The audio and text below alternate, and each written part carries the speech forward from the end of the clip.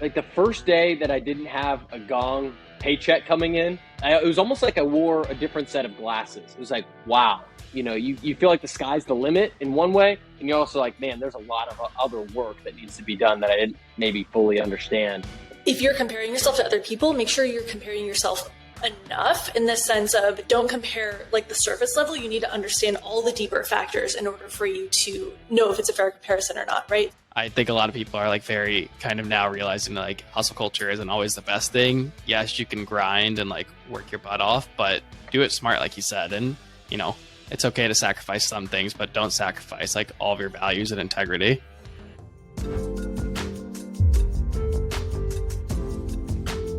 All right, everybody, welcome back to the Millennial Sales Podcast. I'm your host, Tommy Tahoe Alemo. This week, we're doing a bit of a different episode. I was recently a guest on the excellent Happily Ambitious podcast hosted by Anthony Baniote and Sydney Senior from Gong and from Falcon. We had a great conversation. We got deep. I talked about a lot of stuff I don't usually talk about, so I wanted to share that interview with you here. So that is what we'll be following here. So hope you enjoy and have a great week. Peace. What's up, everybody? Welcome back to a very special edition of the Happily Ambitious podcast. I'm your host, Sydney. Joining me today is my co-host, Anthony, and our guest, Tom Alemo. Formerly a top AE at Gong, Tom now runs his own businesses, TA Sales and the Revenue Lab, with a mission to positively impact salespeople every day, which I can say firsthand he definitely does. He's also had a super successful podcast called Millennial Sales, on which he's interviewed over 300 guests. Definitely one of the inspirations for our show. In today's episode, we're going to dig into Tom's entrepreneurial journey, how personal branding has played into it, how his mindset has evolved over the years, and a few of his favorite sales tips. So I want to jump right into the first question and ask a little bit more about your entrepreneurial journey, if it's something you always thought you would kind of embark on, or if it kind of evolved over the years. Like what brought that spark in you that you wanted to go out and do your own thing? Yeah. And first of all, I'm stoked to be here. So thanks for having me. Yeah, it's always been something that I wanted to do. I come from a family. We have a small business that my grandfather has owned for probably like 40 or 50 years now. And so it's always been in my mind, and I've always wanted to do that. And I thought sales was a good way to kind of get my foot in the door and learn a really important skill that would help when I, was able to run a business. And that's really where the podcast started like 6 years ago. It's like, maybe that could turn into something. And I've just been looking for an angle and the courage to do so for probably 6 years. And finally was able to, I guess, muster both of those up last year, and am about 3 months in on being in my own thing. So excited to, it's equally exciting and scary every day, but I'm having a lot of fun doing it. No, that's awesome to hear. Was there a specific catalyst where it's like, okay, now I'm ready, or did you just decide to go for it? It was, yeah, I mean, I can get as specific as you want. It was really three things for me. So one was, do I have a business I didn't feel comfortable going from, what I was making at Gong to then going to zero. I needed some sort of buffer there. So the first step was, okay, am I making some money? And I got some inbound requests to do sales training and consulting and things like that. So I was making enough every month that I could have like covered my basic expenses. So I know I'm not going to just like be burning money out of the gate, because I'm not going to get investors or anything like that. That's not interesting to me. So I had a little bit of money coming in. I saved up about 9 to 12 months of expenses in my bank account, because for me, it was tough psychologically. So I wanted to say, if I fail and I don't get a single customer, a year from now, the worst case scenario is I go be an AE at Gong or another company. And, that's pretty solid, like worst case scenario. And then I actually worked with a coach as well, a woman named Hannah Morris, who was a sales leader turned business owner herself. And she worked with me on kind of how to set up the business, but more so just like mindset wise, like getting comfortable enough to take the leap and getting the courage to do so. And then it just kind of, the switch flipped one day, and I'm just like, all right, I'm going to do this thing. And I didn't look back after that. That's awesome. Tom, I love just hearing too, and you're the second person that said this when we spoke with Jeff Risling about just and I think even Darren Albert said it, like, hey, if you want to start something on your own, just like what's the risk? Like you can jump into it. If you did the math, you calculated like you're not going to burn through money. And like you said, you can always go back to what you're doing before, but it's that like idea of, should I jump in? Like having that feeling like, oh, I can go back. It's not a big deal. It's like, do I really just want to like let life go by knowing that I never gave it a shot? So really appreciate that. That's really cool to hear. Yeah, thanks. I mean, I think for me, I know I would regret it. And I'm not married. I don't have kids. I don't own a home. I rent. So like I have a lot of variables that allow me to take a chance. And actually, I'll just be open and vulnerable on the pod. Actually, I was engaged like a year and a half ago, and was planning on a wedding and planning on moving and buying a house and all of these things, and that didn't happen. And then all of a sudden, I'm in a position where, okay, I've got all this money that I actually saved up for some of these really large purchases of like a wedding and a house, and I'm not going to do that right now. So I could either just let it sit, I could invest it or whatever, or I could like dance, Tom, like let's go for it. So that was a catalyst for me, and talking to other people and just like doing a lot of inward reflection of like, what do I want to do? What would I regret not trying? And so I think that was really a powerful mover for me, just knowing that, man, 10 years from now, 20 years from now, I know I'm going to regret at least not trying. Is there anything in particular that surprised you, like since breaking out on your own? Like, I know you were doing some entrepreneurial pursuits before, like while you were working your full-time job, but now that you're doing your own thing full-time, like what are the biggest surprises you found? Yeah, there's two things. I mean, one is I was telling a friend the other day, it's hard to describe, but I love reading and listening to podcasts and all that stuff with successful people. I love it.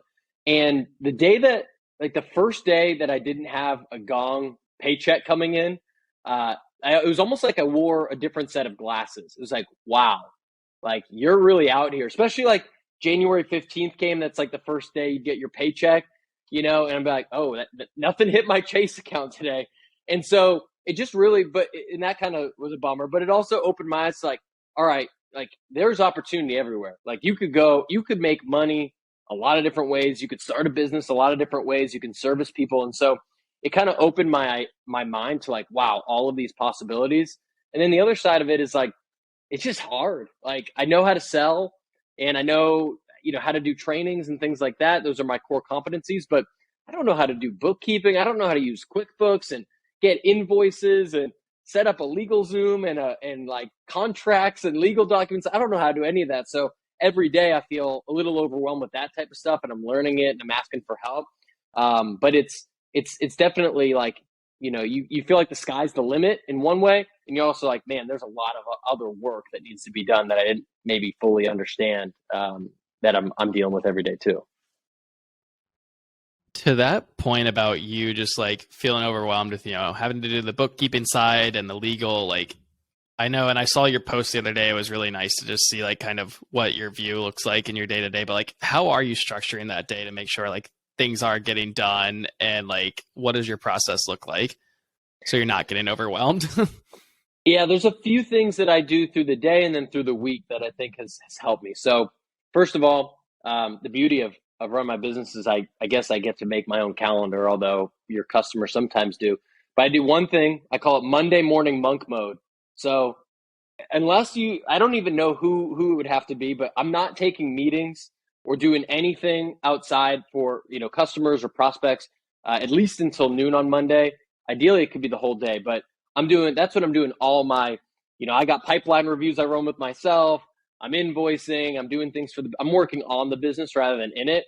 And so during the week is when I do like the bulk all day long. I'm on calls and doing stuff. I typically do the same, like first thing in the morning. So I get like a good 90-minute chunk in where I block off my calendar as well. And that's when that's when I'm doing, if I'm prospecting or I need to work on a project for a client, or I'm working on a sales kickoff presentation, or I just need to get deep work done. That's the same, like it's usually like 7:30 to 9 or something like that, is when no one's booking. I'm not letting people book on my calendar unless it's really urgent. And then the rest of the day is like kind of chaos. It's just calls all over the place. I do set a 30-minute reminder at the end of my day when I'm making sure I'm following up. I'm prepping for the next day. I'm sending people agendas for my calls the next day, like doing some of the basic kind of blocking and tackling. And then, every week before it starts, like on Sunday, I always have like a sheet of, what are my goals for the week? What's on the to-do list? What like needs to get done versus then, what would be nice to get done, and just trying to do my best to prioritize on some of those things. So I think I do a really good job in the beginning of the day of like really focusing on only that most important thing. And then after that, once like 10 o'clock in the morning hits, it's kind of like all bets are off for what's going to be happening. As you're keeping that discipline and all of your time blocks and all the things that you have to get done on your own and figure out, do you find that you're more motivated by a desire to succeed or by a fear of failure? We go deep on this pod, and I appreciate that. I'll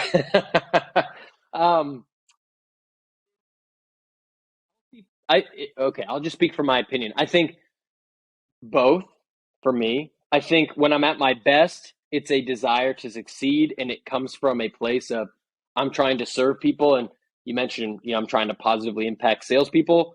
I strongly believe the more good I can do, the more people I can help, and the deeper I can help them, the better I'm going to be taken care of. The money and all that stuff comes after that, after you serve and after you help people. I've seen that through a lot of different examples. So that's like a drive to succeed, and you can create your own definition of success.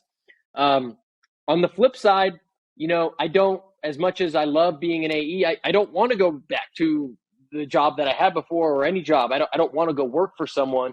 I don't want to, not make enough money to pay for expensive rent in Chicago and, all these different things. So that does come. And I like to think of it as like 80-20. 80% of the time I'm like focused on the good, like this is what I'm trying to do, and then like there's some days where like life just kind of sucks and you need to like get to another gear. And then I got to get into like, dude, you're not going to like, you cannot fail at this, and if you get into a dark place, you don't want to be there consistently, I don't think, but every once in a while, maybe it's even 90-10, a couple of days a month, I'll get to that point where, it'll get me through a really tough day, I think. I think it's important to note that, like, even if your ideal state is to be motivated by that desire to succeed, that's not always going to be the case, and that's okay. Like, sometimes it's helpful, sometimes it's necessary. You can't expect yourself to be exactly in your like best case scenario every single day, but sometimes you just have to keep going and doing it anyways. So that it really tells a lot of resilience about you, and I'm really impressed with everything that you've built.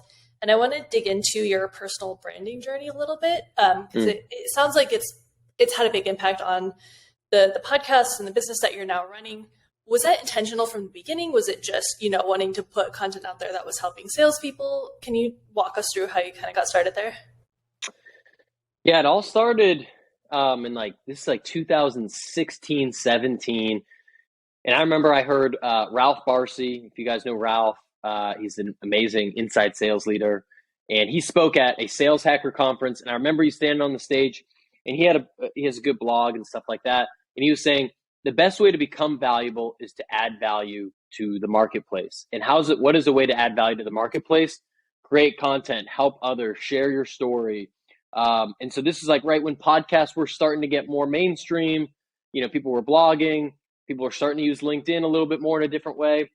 And so I didn't really know what it was going to do, but I just knew this is going to help me somehow. And so I started with the podcast, and I said, at worst, I'm just going to like have good conversations with people that don't want to meet with me anyways. Like CEOs of businesses do not want to meet with me. I tried to like pick their brain over coffee. No one wants that. So I'm like, okay, if I have a podcast, you could talk about your business. Maybe you'll talk to me. And that worked. So me and my best friend at the time started a podcast, maybe like you two. And we started it, and first episode was with my boss. We went to his apartment in San Francisco. We brought a 6-pack of beer, and we talked about sales for like an hour, and it was awesome. And then, like we just kept building it up and having more and more like good people on there. And then I started, doing a blog, and then I started posting on LinkedIn and Instagram and Twitter, and it just kind of kept building up. And good things just kept happening. Like I met cool people. I learned a lot. I was learning new skills. Then it helped me in job interviews. It helped me get the job at Gong, I think. Then it helped me to sell. Then I was selling to people I had on my podcast. And so then it just kind of kept getting better and better. It was a lot of work, but I just haven't seen it plateau yet. It's just kept helping me out and helping me out. And that's how most of the people most of my clients right now are people that I met on LinkedIn. Some of my best friends are people I met on LinkedIn, as crazy as that sounds. And so there's so many ways to, reasons to do it. And that's why I commend both of you for, it's a lot of time and effort to do a podcast and to do a good one like you both have. And so, but the dividends pay off big time, as you build it out. Well, I even have to thank you too, Tom. When I got my career started in sales, you were one of the people that I followed early on, and I was just trying to be a sponge for every post that you had. And I appreciate just all the valuable insights, because that's ultimately what helped me, I feel like, become really successful. And then also to help me make my way over to Gong. Yeah, I appreciate it. Us Gongsters got to stick together. Exactly. No, that's awesome, though. And I can also say firsthand, like I said in the intro, I just went through your Revenue Lab prospecting cohort, which I would recommend to anybody listening. Tom's not paying me to say this, but it's great. It was very, very structured, learned a lot about prospecting and outreach from two of the best in the game. And it's just like, it's cool to see that something you created is positively impacting so many people. Like I've spoken to other people who are in the cohort and they're also noticing big changes in their process. So I just want to commend you for that and say that your efforts to positively impact salespeople are really actually having an effect. Yeah, I appreciate that. That means a lot. I mean, definitely put a lot of effort into it, and it's in the pretty early days, and have a lot of improvements, I think, that we still want to make. But I mean, you were awesome in it. You were like, you showed up on every call, you were doing your homework, you were doing the whole thing. And so at the end of the day, whether people, they can use my boot camp or there's 1,000 other ways that you can get better. But I so strongly believe that people you have to invest the time in yourself. Sometimes that requires investing money in yourself and effort, and especially through a personal brand or through skill development, it always pays off. I've never, put significant time into something like that and then regretted it later. It's always helped me in some way. What have been some of your favorite things that you've done like that?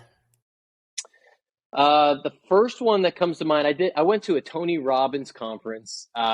This was like same time, like 2017-ish, a 4-day conference, walked on burning coals, did that whole thing. And that was awesome. I've bought, a lot of different like sales courses and done similar things like that, some I liked and some were okay, but I still learned something.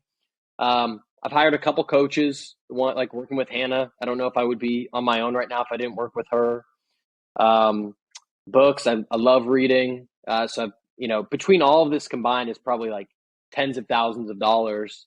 Going to therapy, I know that's not like the same thing, but right now I pay out of pocket for that. So that's like, I'm feeling the financial burn, but it's very much worth it. So all of that stuff, I can list specific courses and books and stuff if you want, but like all of those, I just kind of like gravitate towards what I feel in my gut I need at the time and at the moment. And, usually just carve out part of like my monthly budget to like pay for things like that. I know you've mentioned it before, but I'd love to at least hear what your top 3 books recommendations that you think have had the biggest impact on you. I think one of them, I might know one of them, The Obstacle is the Way, but I'll let you at least give your 3. Obstacle is the Way is definitely up there. The first one that changed my life was To Think and Grow Rich by Napoleon Hill. I saw that in not that long after graduating college in my first sales job.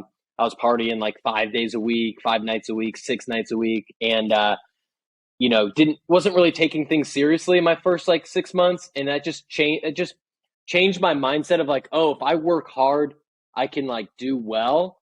I was just always a B student. I wasn't like the best at a lot of things. And so just kind of seems really basic, but I never really thought about a growth mindset until I read that book. So that's certainly one. Let's see, what else would I say? The Obstacle is the Way. Ryan Holiday is probably my favorite author. I read every book that he writes, but The Obstacle is the Way is my favorite of his, which is breaking down like ancient philosophy. He's got the Daily Stoic right there. Ancient philosophy and military leaders and business people, and basically saying, the best way to get better is to go through obstacles and not to shy away from them. So that would be that's a second one. And what would I say is another one of the top three? I would, what book I love and that I have reread a couple different times. It's not a sales book. I guess none of these are, but I love the book Shoe Dog, which is Phil Knight's story of building Nike. And that book just motivates me so much because have either of you read that? It's on my list. It's literally sitting on my shelf looking at me right now. Yeah, it's really good. The beauty of that book is that you think about Nike, it's like one of the biggest companies in the world or whatever. And 90% of the story is like the first 5 to 10 years of the business where it's just failing in all these different ways. And he's flying to Japan. He's got all these issues. And then the last 10 pages are like, oh yeah, and then we made hundreds of millions of dollars and that was cool. But it's really about the process and the struggle. And I love that. I just find that to be really motivating and just real. It's oh, that's what it's really like. And it is. And so those are three. I could probably keep going forever, but those are three of my favorites. Thanks for sharing. Real quick, you mentioned growth mindset. What are maybe some actionable ways that people can start applying a growth mindset or growing their growth mindset muscle? How can people further develop that? I feel like it's really hard to kind of talk about. Yeah, that's a good question. Leads me to another book, the book Mindset by Carol Dweck. She's a Stanford psychologist. Is gets really into the weeds, and a growth mindset can apply to anything. It could obviously apply to sales or business, but it could apply to relationships or your health or any area of your life that you want to improve. And if people aren't familiar, basically just states that a fixed mindset is that I am what I am. I'm born with these abilities, and I can't get better, and I won't get worse. A growth mindset is I'm born with what I am, but if I work at it and try these different things, I can get better at it, pretty much. It's more detailed, I guess. But I think the way to do that is I try to focus on what's one thing. I categorize my life into four main buckets. So I've got my business and my financial life. I've got my health, my relationships, and then this overwhelming me bucket. So it's learning and trying new things and having fun and all that stuff. And so I try to think of what's one thing in each of these buckets that I can actively work on to get better. And so let's say it's for, sales. Let's say what if I was a BDR? I might say, man, I'm really good at emailing and this and that, but I'm kind of hesitant to make cold calls. Okay. How am I going to use a growth mindset for that? Well, I'm going to take time each day. I'm going to block off 15 minutes a day. I have 15 minutes. Everyone's got 15 minutes. 15 minutes a day to learn more about cold calling. First, I'm going to read this book. Then I'm going to make, 5 extra calls or 3 extra calls a day. I'm going to listen to those on my conversational intelligence platform. I'm going to ask for feedback from my manager. I'm going to write down some of the notes. And every day I just block off a small amount of time. And I'm going to just do one thing that can help me get a little bit better at that skill. And in a day, I'm not going to improve at all. But in a month, then I've just spent several hours of dedicated training towards that. I'm going to become better as a cold caller. And then I can either get even better or I can find something else. Okay, now I want to work on my, discovery questions. Now I'm going to work on that. And so I try to just keep it simple, focus on one thing at a time, and I put time on my calendar, get better at some of this stuff. And sometimes it's during the week, sometimes it's on a weekend, and just, believe that you can do it and then put the time into, practicing it. I really like that focus on incremental improvement, because I think a lot of people, myself included, fall into the trap of I want to get better at this, but if I don't have 3 hours to spend on it every day, it's not going to happen. So what's the point? What's 10 minutes going to do? But you're right. Little bits every day really do have a massive impact. So I think it's really important to remember that. I do want to ask though, I feel like every interaction I've had with you, you're extremely positive, you're extremely motivated, you're motivating. But I have to imagine you sometimes, all of us experience those feelings of doubt and, maybe a little bit of imposter syndrome or not entirely sure what you're doing? Like, how do you combat those feelings, and when do they pop up for you? All the time, Sydney. Yeah, I do my best. I think I'm generally a positive person, and I do my best to do that because it helps me, and I think it helps other people. But no doubt, and I probably haven't had more imposter syndrome or negative thoughts than I have had in the last 3 months of like starting my own business. I mean, just it's Thursday afternoon, we're recording. I think I've already had like 1.5 of those days this week. Like Monday was awesome, and then Tuesday was like, oh no, like this happened and this happened. I lost a deal and this and that. And so, what do I do to try to, kind of like recover from that? I think there's a few things. One is I do my best to control what I can control to set up the day in a positive way. So there's going to be so many things that happen in the day. I want to get a good jump start on it. So, I try to get a good night's sleep and stuff like that. But I also don't check my phone for the first 30 to 60 minutes. I have it on airplane mode or on do not disturb, because if I check my phone, that's a roulette. I could get, a contract. I could get a cancellation. I could get a crazy text. I could get a great text. I don't know what it's going to be. Give me 30 to 60 minutes to work out how I'm feeling and like get in a rhythm, sip some coffee, maybe move my body, something like that. So I try to do things like that will, read and get my mind in the right spot before I like let others intrude on my day. But when negative things happen, usually what I'll do is like, I'll take a walk, I'll exercise, I'll vent to a friend.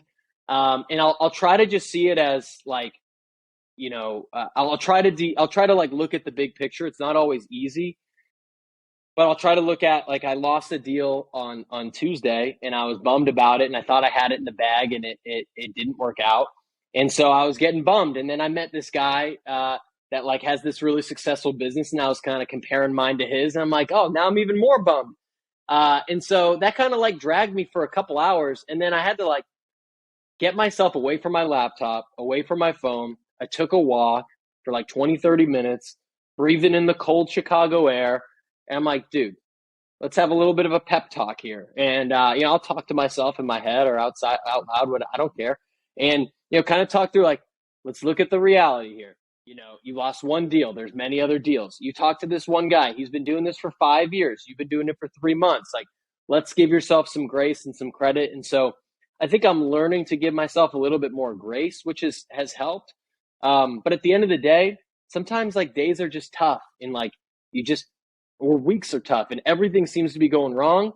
And, you just need to kind of like lean into that, take a little bit of a break and know that, all right, tomorrow or next week is a brand new day. It's a brand new week. And sometimes like when things are going bad, I just step away. If things were going bad for like a month, I would just take a vacation. And if things are going well, that's probably when I'm going to work a little bit more because I'm going to try to ride that momentum. But if things aren't working, I'm going to switch something up. I'm going to go work at a coffee shop. I'm going to go change my clothes. I'm going to get a workout in. I'm going to do something to kind of like change the environment, change the flow. I'm big on that. So, sometimes it's just you go through tough challenges and it's not, there's no like easy answer to it. But I try to just like try to recover as best I can, I suppose. I think that's a really important call out, especially too. It's like, if it's just really shit's hitting the fan day in, day out, like it's okay to step away, recollect your thoughts, because there's no sense in just beating the same dead horse, because then you're just going to get even more frustrated and angry. And I think a lot of times we feel like, well, it'll click. I just have to keep doing it, but just take a step back, take a breather. Totally. Yeah, I can't tell you how many times it's like, I'll have like mostly a good week and there'll be an afternoon where it's like I feel like I'm just banging my head against the wall, like cannot get anything done, but I've been sitting on my computer for 3 hours trying to do something.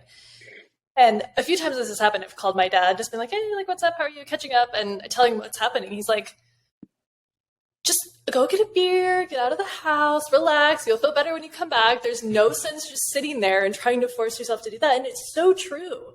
Like if you take a step out, take half an hour, go do something different, change your environment, you're going to come back feeling really refreshed. But I feel like we get into these doom spirals of like, I just have to figure it out. I have to figure it out. Like, I'm just going to keep trying. And then you just drive yourself crazy. And it's like, I think that self-awareness of like, oh, okay, I'm getting into that. Like, let me take a step back.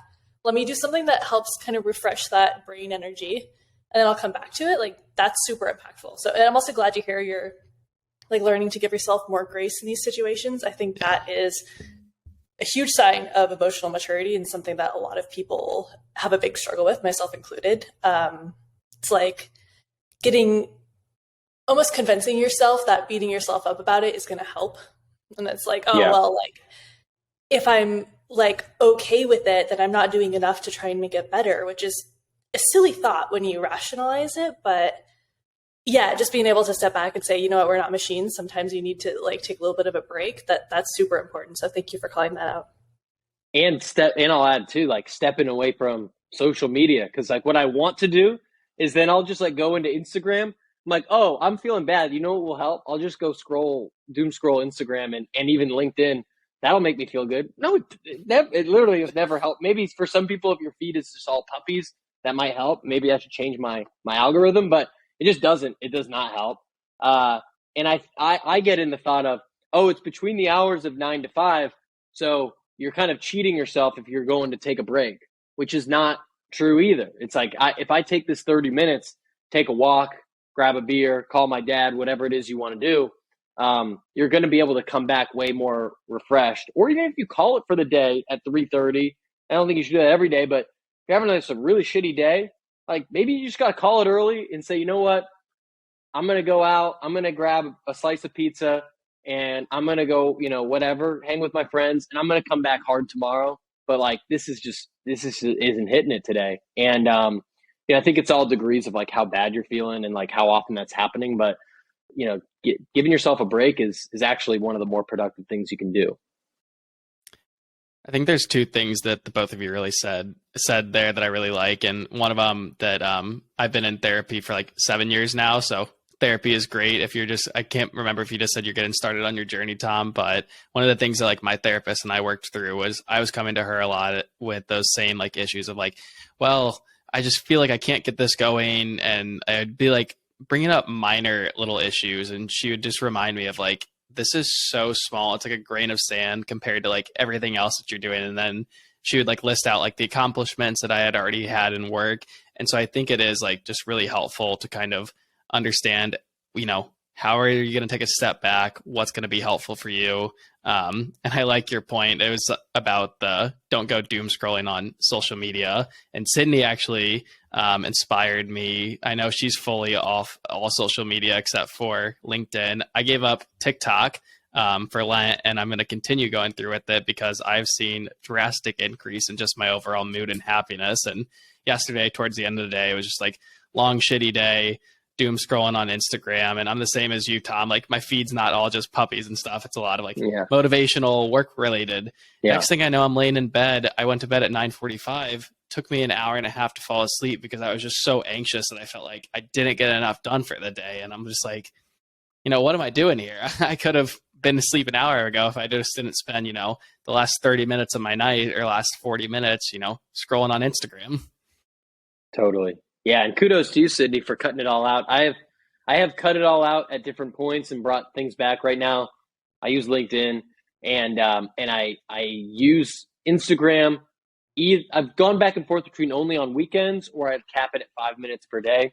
I don't know. I still don't love it, but I think the important thing too of like you can go and you can scroll and make yourself feel bad is like I've really been thinking about the concept of like running your own race. Everyone that you look at, let's say you're comparing yourself to others. I could say that I do that more than I'd like to. Everyone's running a different race. So if someone has more money than you, for example, or they're further along in their career than you, you might need to look at the facts. Like, are they older? Have they done it longer? Do they work more than you? And if they do, what are their goals for that? Do they have they sacrificed seeing their family or hanging out with friends or whatever? And they maybe made that as a conscious choice that you haven't made. And that's cool because you have different goals. Or you see someone spending way more time with their family, but maybe they're not working, or I don't know. Like it's putting into relation what is everyone's race that they're running? You don't really know unless you know them personally.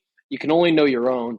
And, I've even like written some of this stuff down to remind myself of like when I'm freaking out, like, no, this is like, you're doing this because of X, Y, and Z. You want to do this.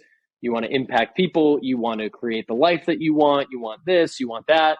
Like, you don't want that big thing. Like, you don't want to, I don't want to be be like a unicorn SaaS tech founder. I think that is very impressive, but that's not the life that I want.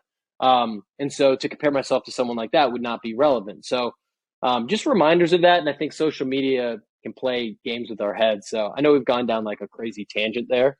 But I think it's important just to think about like, what's the race you're running and try to stick in your lane for that. No, I think it's super interesting that you brought that up because we interviewed Jeff Risley, last week, and he was awesome. He's all about mental health and sales. And he had a lot of a focus on if you're comparing yourself to other people, make sure you're comparing yourself enough in the sense of don't compare like the surface level. You need to understand all the deeper factors in order for you to know if it's a fair comparison or not, right? So if I were to compare myself to you right now, it's like, okay, well, I want to run my own business one day. Tom's doing that. He's already been a successful AE. He's doing all the things that I kind of want to do. And I could feel like, oh shit, like I'm so far behind. But it's like, wait a second. Look how many years you put into this. Look at the level of dedication you've had. Look at whatever your goals are, all of that. You have to look at those deeper pieces before you can make a comparison, because that takes some of the power away of it just being like, oh my God, I'm so far behind, Yeah, totally. Yeah, no, I really appreciate you sharing that. And yeah, for the social media stuff, I got rid of it all like 2 years ago. It was like one of the best decisions I ever made. Because I tried the whole, I'll just do it for 5 minutes a day. And I just don't have the personality that makes that doable. Like I just, like the moderation thing is tricky for me. And I really like some of the biggest changes that I noticed, like were actually really surprising. Like I was able to enjoy like weekends and trips and social gatherings a lot more. Cause you think about how often, I feel like it's maybe a little bit different for women, but I don't know. So much of these trips are focused around, okay, like I got to make this look good on Instagram. Yeah. Right? Yeah. So like I caught myself and like, I always feel embarrassed admitting this, like having a great outing somewhere, doing some amazing experience. And then looking back at photos of it later and it's like, oh, like I don't like how I look there. So now I feel like my view of the trip is kind of tainted, So it's like I didn't enjoy it nearly as much as I wanted to because these pictures I want to share to these people that I don't really know don't look as good as I thought they should, which is like such an insane thing when you say it out loud. But I think that's what social media does to us is like, it makes us look at everything that we do in the lens of how others may or may not perceive it. So it's been super impactful for me of like, now I don't have that pressure anymore. And I don't think you have to delete it completely to get to that stage, but it's just been really impactful. So if anybody's struggling with that doom scrolling or extra comparison, I would highly recommend it. Yeah, I love that. And the other thing on this same topic too, that so I've been thinking about this in the last like 2 weeks. So a couple weeks ago, I did this crazy event where I spent the weekend with a Navy SEAL and a couple other people, and we did this stuff. And one of the things that he talked about was patience and like really being present on where you are. And by that I mean like until you're dead, there's no finish line. And so I'll just tell you, like for me, one of the finish lines I had in my head was I always wanted to run my own business. And maybe for someone listening, it's that. Maybe it's getting a job in tech. Maybe it's being an AE. Maybe it's making $100,000, whatever it is. And I thought like once I own my own business, I'm set because I'm going to run my own calendar and I don't have a boss and this and that.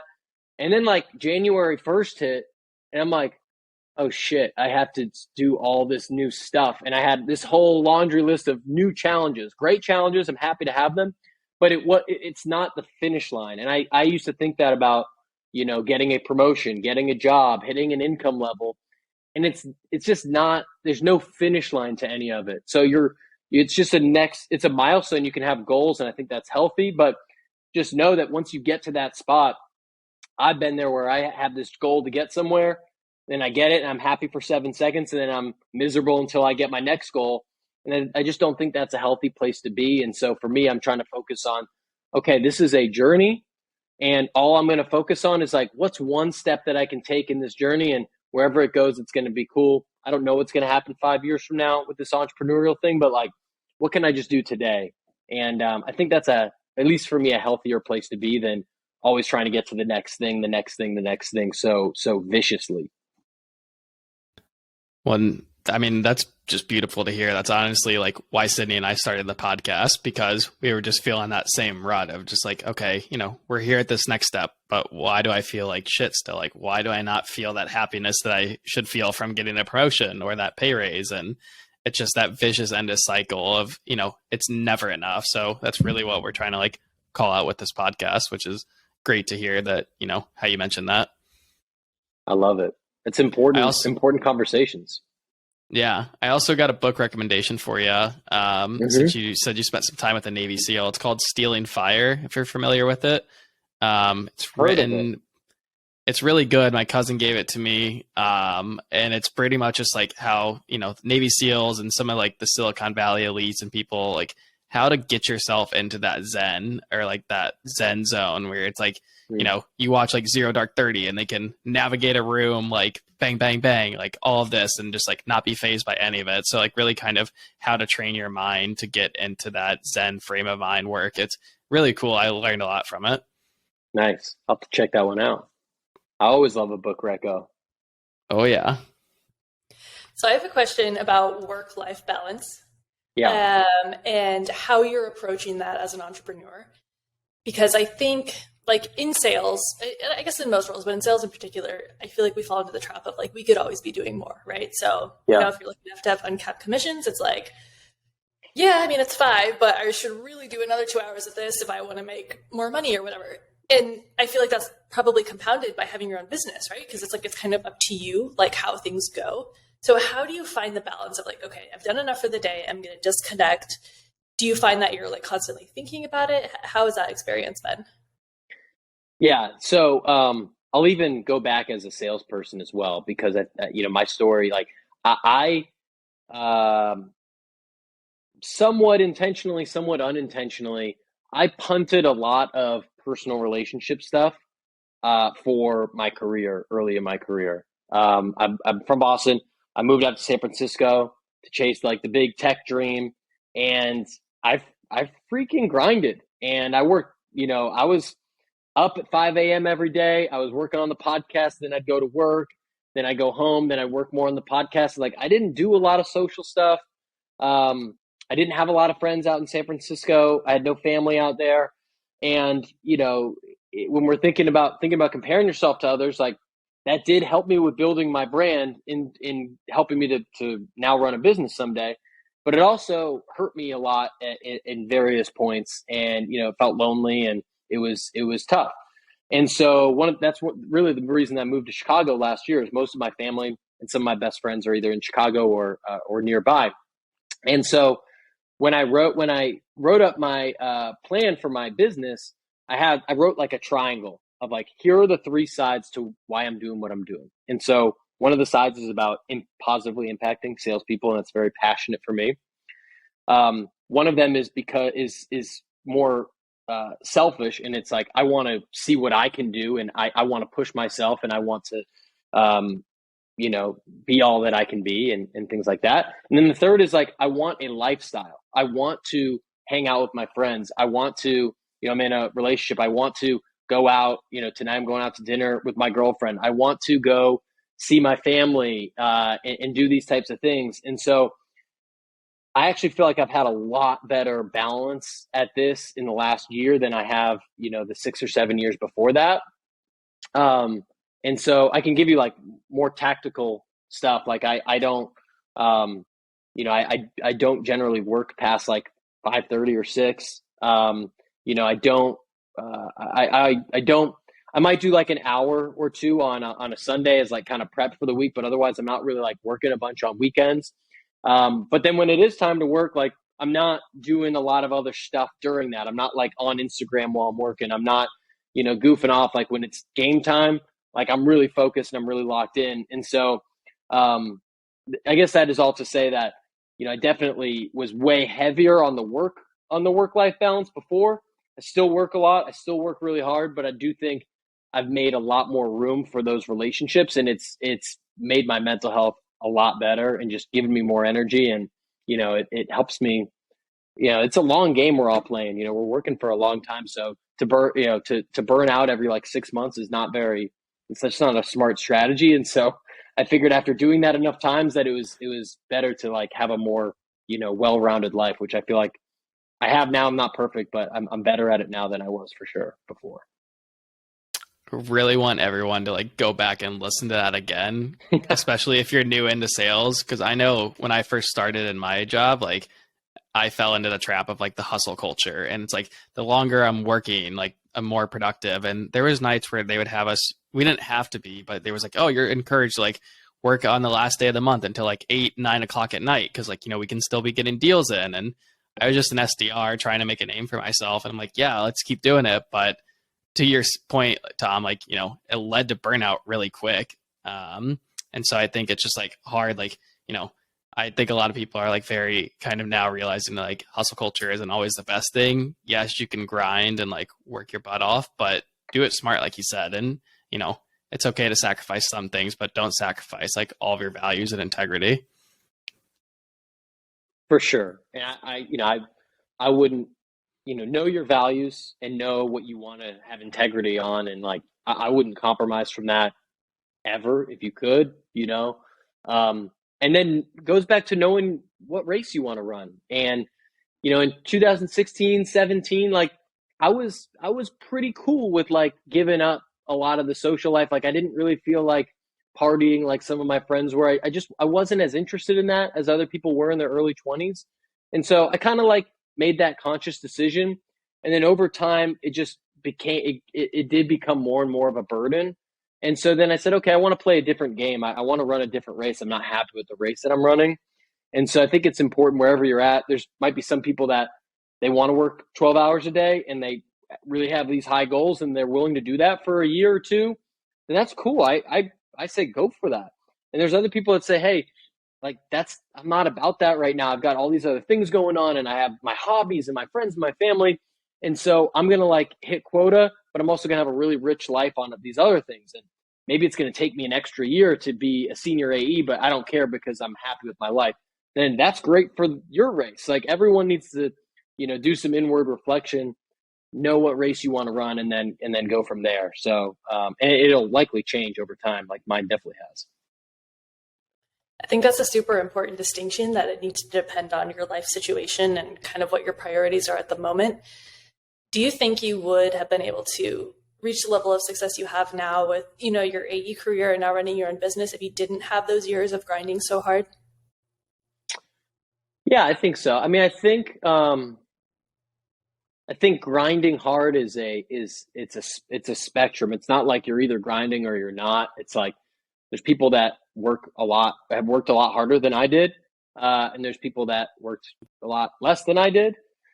So I definitely, conversations get tough because I don't want to minimize like hard work, like works. Like if you don't work hard or you don't like put effort into things, you're probably not going to get the results you want.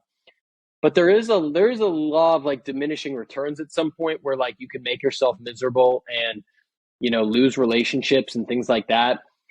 And it's really like, it's not a one size fits all. And it takes a lot of like, I think you got to figure that out in your own life. I'm not sure.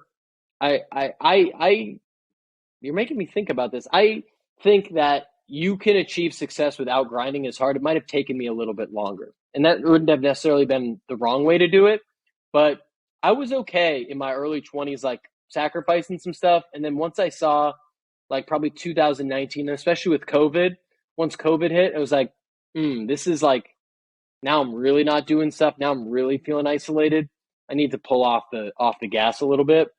And it still took me another year or so to do that. And so I think I'm happy with the decision I had to work extra hard early on. Probably wish I pulled off the gas maybe a year before that. And I'm really happy with where I am now, where like, I, as part of running my business, like me and my girlfriend, our dog, like we went to Arizona and we took a 27-hour road trip. And like, I took some days off and we were like in the car and doing our thing. And like, we had a great time. And then I made up and I worked, a little extra on a Thursday night sometimes. And so I think that's what I'm more comfortable with, is like being intentional And there's sometimes where you got to work a little harder, and there's sometimes where you got to say, F it, I'm going to take today off and, go hang out with my dog. And like, that's cool too. And, it's just like, it's a constant balancing act. I love that. I appreciate you sharing that. And I think that that's something that people just kind of have to learn for themselves through trial and error sometimes. Yeah. I have like a million more questions for you, but I want to be respectful of your time. So we're going to head off to our rapid fire questions. Do you want to start us off with those, Anthony? Yeah, that sounds good. All right. So kicking us off, Tom, how do you balance chasing future success and enjoying the present moment?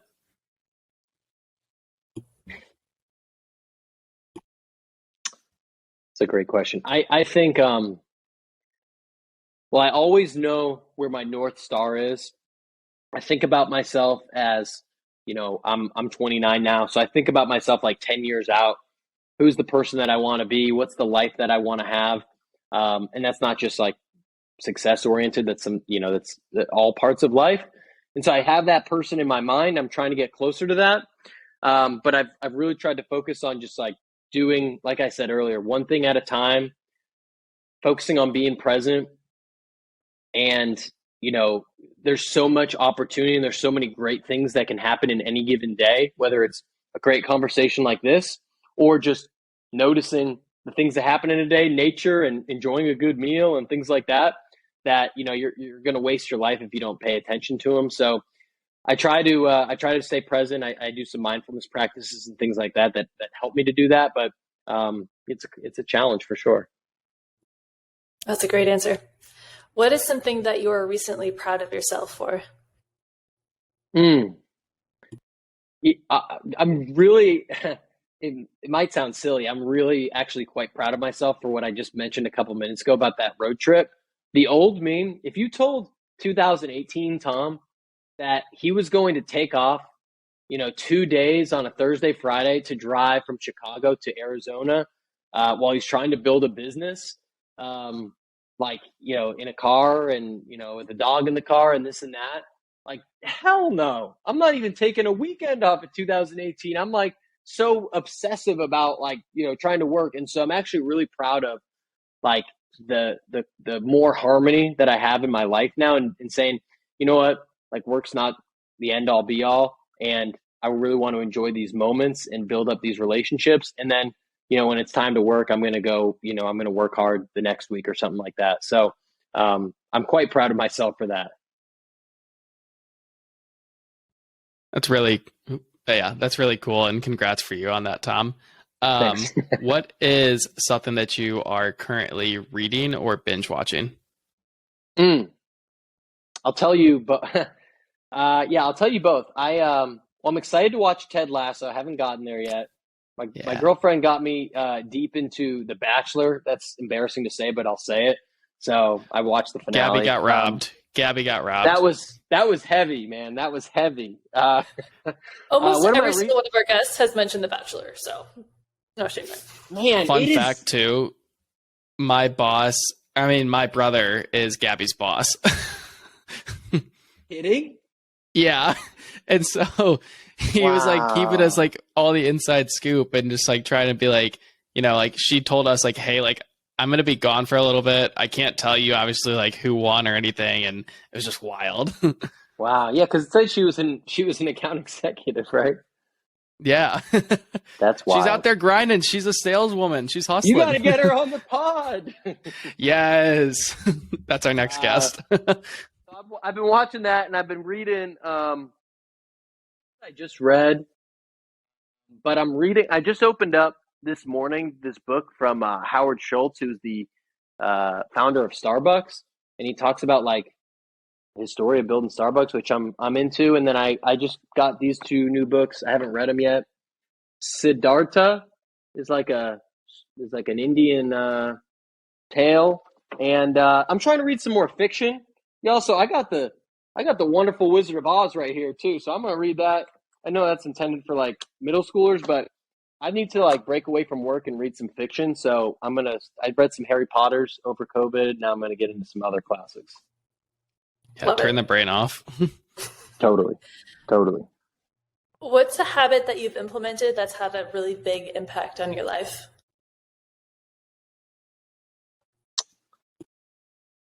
The biggest one for me is I mentioned this earlier. Well, I'll give you a few, but the biggest one is the phone thing.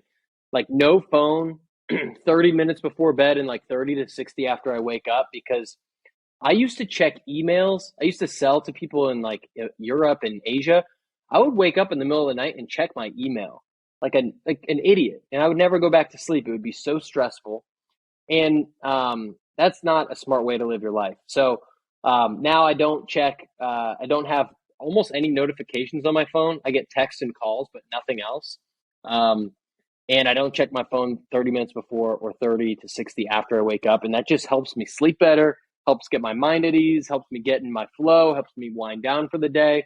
And then I think because of that, I have more energy and positivity and like separation from work and stuff like that. So I'm not really working, like I said, even past like 6 p.m. most days, but the phone thing is huge, just trying to limit the whole time of how often I use that.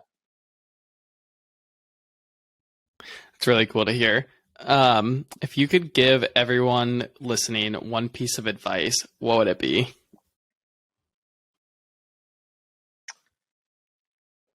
I would say something that always sticks with me is to think big and start small. So people often ask me, about starting a podcast, starting a business, getting started in sales, things like that. And I've always loved dreaming big and thinking about who I can be 10 years from now and the success I can have and the people I can impact and all that. And that drives me, and that can drive a lot of people. But you want to start small. What's one thing that I can do, going back to a growth mindset? What's just one thing I can do today to be a better cold caller, to be a better salesperson, to be a better significant other, to be a better, to be a little bit healthier, to be a little bit smarter, whatever it is that you're trying to work on? What's just one thing? And over time, it's crazy how all that stacks up. And, in a day, it means nothing, but in 5 years, your whole life, you can wake up to a different life. So I would say think big and start small. I think that's one of my favorite answers so far. Who do you think we should have on the show next? Okay. I feel like you're exactly the right person to ask for this one. I'll tell you two people that you should have. I don't know if you've had them on or not, but two of my good friends, Alex Kremer and Clara Johnson. They were both Alex. He worked at Microsoft and DocuSign. Then he helped to grow Outreach from the early days. Clara was at Outreach. I don't know where she was before that. And now they're both at Catalyst Software. They're both sales leaders, and they're both they're both so focused on their own like personal development and mindfulness and going to retreats and meditating. And I've learned so much from them, and they are beautiful people, and you should talk to them. I can intro you to them. They're awesome. That would be great. All right. Well, Tom, it has been an absolute pleasure having you on the show. Appreciate you making some time for us. I've really enjoyed this conversation. Before we go, where can the people find you? Anything that you want to plug? Yeah, I mean, I got nothing to plug, but just come check me out on LinkedIn, Tom Alemo. I'm posting there every day, and I've got a podcast and newsletter and all that stuff. But you can find out most of the stuff from me on LinkedIn, and DM me. Here's what you do: if you listen to this and you hear that, DM me on LinkedIn. Tell me what you liked from our conversation, and let's chat. And thank you both for having me. I appreciate the work that you're doing.